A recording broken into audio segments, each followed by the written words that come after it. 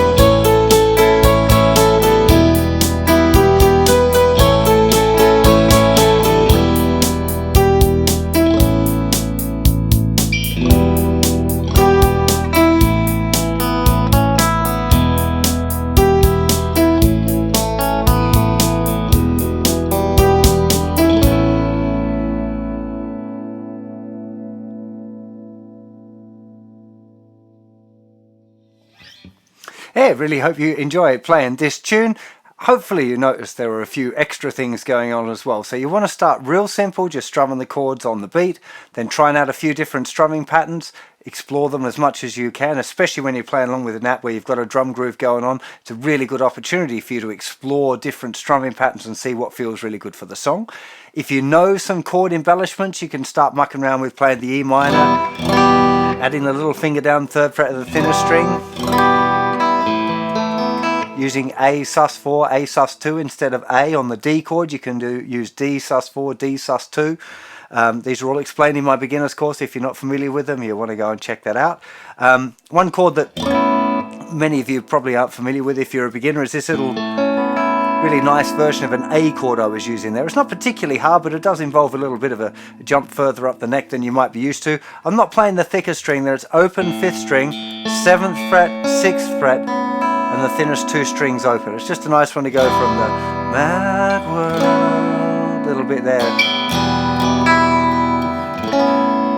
A little bit, something a little bit different that you might like to try out. So really hope you enjoyed doing this. Do go and check out my beginner song course app if you like this idea of playing along with the backing tracks. I think it's a really great thing for beginners to do.